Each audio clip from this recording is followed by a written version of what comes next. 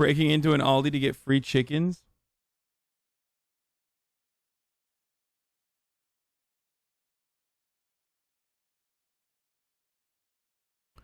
Let's watch the search for answers 20 years after 9/11. Hi, welcome back to... We're going to be talking about this more this month for obvious reasons, because 9/11 is back on the market for discussion. GMA, we want to get right to our cover story. The search for answers 20 years after the 9/11 attacks. On Friday, President Biden announced plans to review and potentially declassify the documents from the 9/11 investigation. That decision comes after years of pressure from victims' families. One of the prime movers here has been Brett Eagleson, who was 15 when he lost his dad on 9/11. Brett is among those featured in an ABC News documentary series hosted by our George Stephanopoulos, premiering tonight on ABC News Live. And here is a preview. I can't wait to watch all these fucking horrible documentaries, by the way. I'm also old enough to remember that Obama literally tried to prevent 9/11 victims from suing Saudi Arabia, the Saudi Arabian state. Old enough to remember that, too. Did everything in his power and still continued to urge against it. There's that fun little tidbit, too.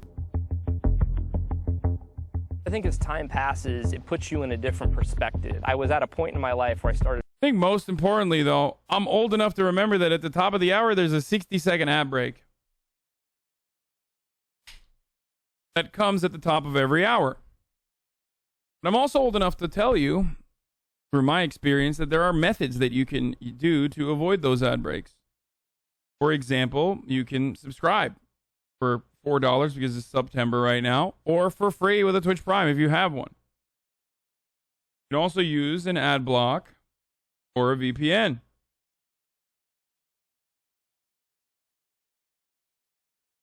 That's right, but Twitch Prime is free if you have a wife's boyfriend.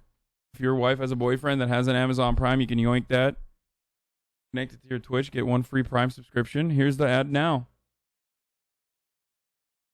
Questioning not the narrative that planes hit the World Trade Center, but how they all pulled it off.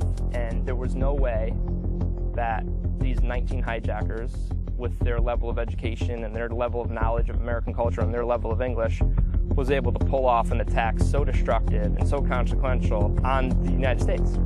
And at the time, a lot of the indications were Saudi charities were behind this. The Saudi government was behind this. In 2004, the 9/11 Commission found, quote, no evidence the Saudi government as an institution or as individual senior officials knowingly support or supported al-Qaeda. The Saudis have... That's so strange because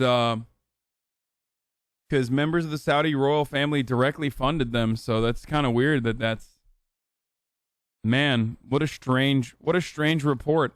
Always relied upon the findings of the 9/11 Commission report to sort of vindicate any of their involvement. There is no Saudi government involvement or involvement by Saudi officials in the events of 9/11, so I don't know how one can be more clear than this. But it's really important. It's so strange that they're like, there's no involvement. Saudi Arabia had no involvement, except they literally threatened... Their official Twitter account threatened Canada with their very own 9/11. When Justin Trudeau was doing that, symbolic finger wagging against Saudi Arabia. Do you guys remember that? Hold on, let me show you.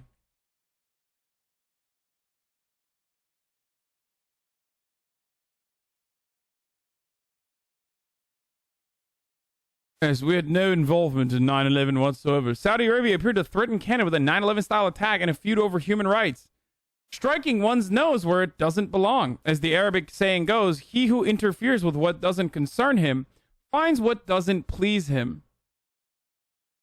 It wasn't their official account, but it was a Saudi, what was it? It was like the fucking infographic KSA account.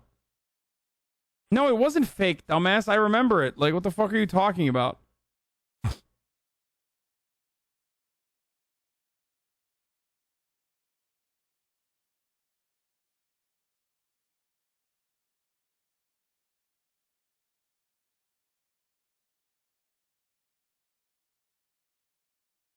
No, I remember seeing the actual tweet, man.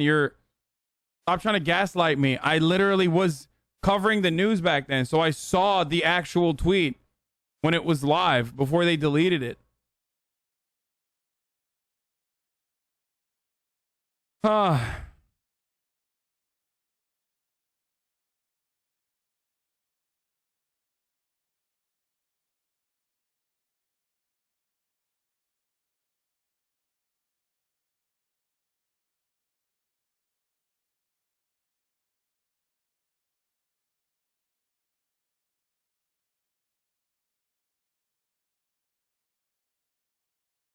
Anyway.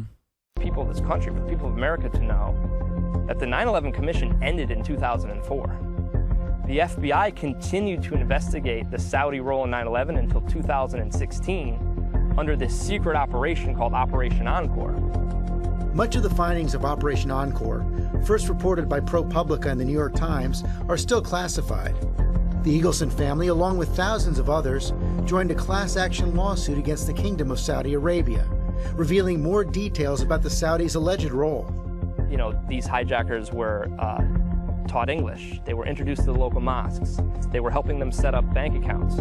They were showing them how to sign up for flying lessons. So this support network was waiting for them when they arrived here in the United States. So the charge is... So interesting that, like, a very high percentage, including the 1993, the first World Trade Center bombing that killed 5 people and injured 200, was, I believe, conducted by followers of famous CIA asset, the Blind Sheik. But he's a big anti-communist, so, you know, he was a very reliable CIA asset, you know? So interesting. Is that without the Saudi support network in place, they never would have been able to pull off one of the most devastating and consequential attacks in the history of the world. Lawyers for the Kingdom of Saudi Arabia declined to comment on the litigation.